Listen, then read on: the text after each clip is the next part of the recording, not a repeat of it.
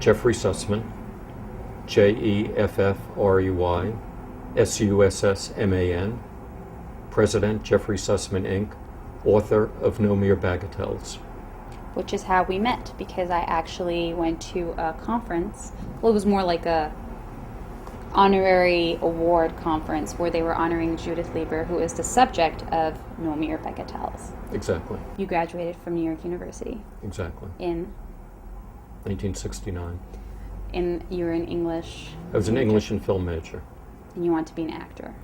No, before that. I mean, when I was a teenager, I wanted to be an actor. By the time I graduated from NYU, I wanted to write.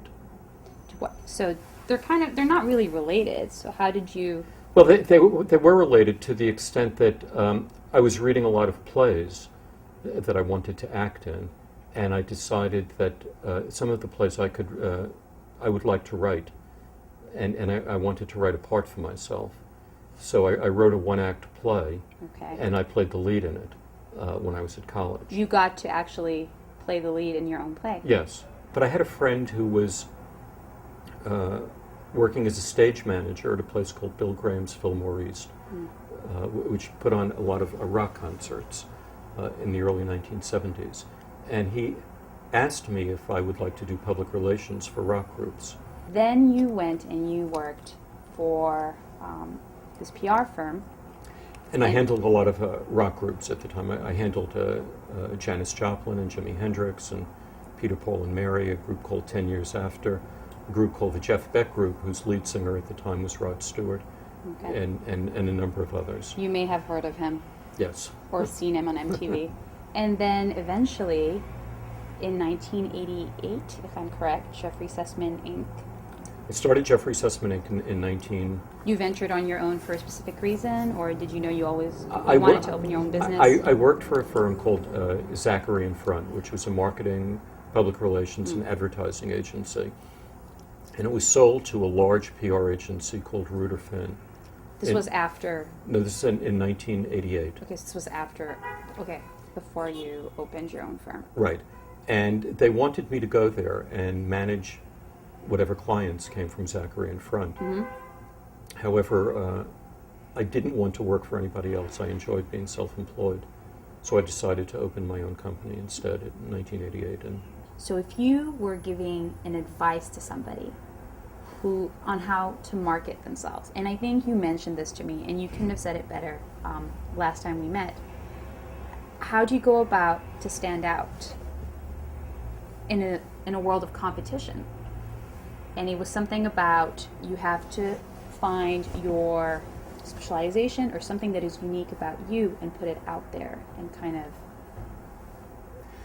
But you not only have to find what's special about you, but it has to have specialization, something... it has to have a man bites dog quality. Okay, can you explain that a little? Yeah, well, if a dog bites a man, that's not news. But if you see a man down on all fours biting a dog, that's unusual, and that's a news story. So everything has a man bites dog quality to it, and you just have to find out what that is. When Bill Clinton was running for president, he stayed at a hotel just up the block from here called the Intercontinental Hotel. Right. And he was out on the street shaking hands with people, and he went to shake my hand, and I said, let's hug instead. Okay. And I gave him a hug, and he hugged me back. And I saw him hugging people after he was elected president, so I issued a press release stating that New York PR man takes credit for teaching Bill Clinton to hug people. I know it takes a lot of creativity to be able to find what you call the man bite side of the story. And there are people that are more creative than others. But everybody, I think with hard work, everybody can find Anybody something. can do it if they focus on it. I mean, you really have to sort of train your mind to think along those lines. Once you can do that, then you have the ability to come up with these ideas yourself. The reason I met you, the thing that started it all, which was when we met at the Fashion Institute of Technology in April for the Judith Lieber Lifetime Achievement Award. And you wrote No Mere Bagatelles, which is a biography about Judith Lieber and her husband, Gerson Lieber. Right. So you want to tell me a little bit about how that happened? Where did you meet them? I was writing a lot of short stories and articles for a newspaper in East Hampton called the East Hampton Star. And Gerson Lieber, Judith's husband, read them and liked them, and I guess Judith did as well.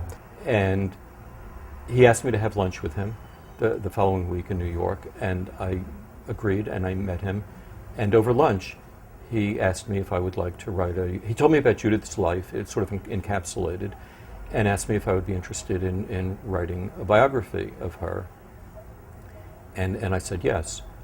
Why did Gerson want this biography written about his wife? I mean, besides the obvious, because she's a fashion icon and...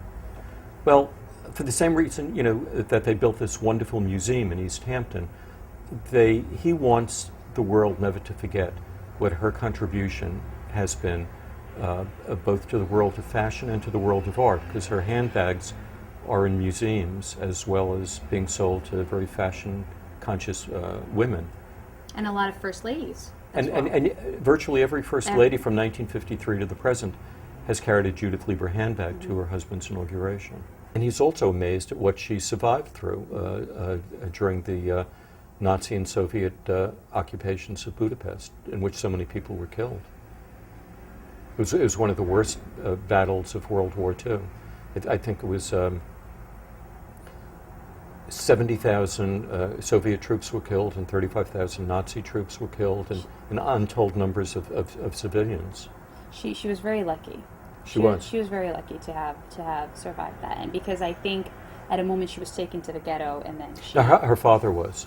Okay. What happened is they were out walking on the streets of Budapest, and Gestapo agents stopped them and arrested her father and took him off to a Nazi labor camp where he was supposed to build anti-Soviet trenches to prevent tanks from entering Budapest.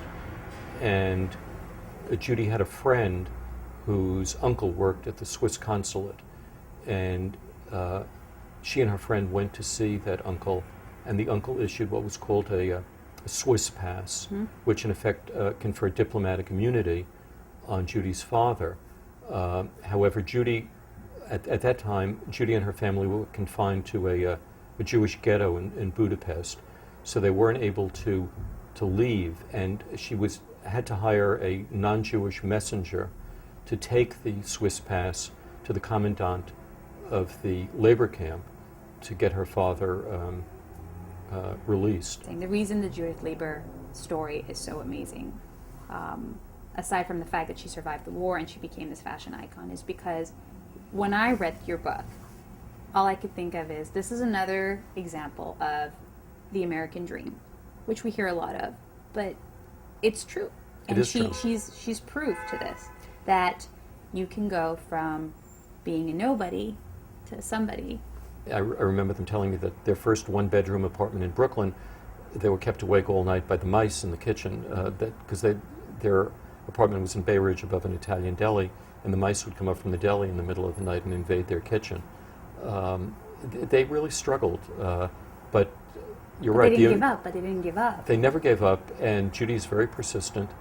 And they were supportive of each other. Very, very supportive, yes. I think it's very important. People underestimate the importance of having, whether it's family encouraging you, or friends, or a spouse, a partner.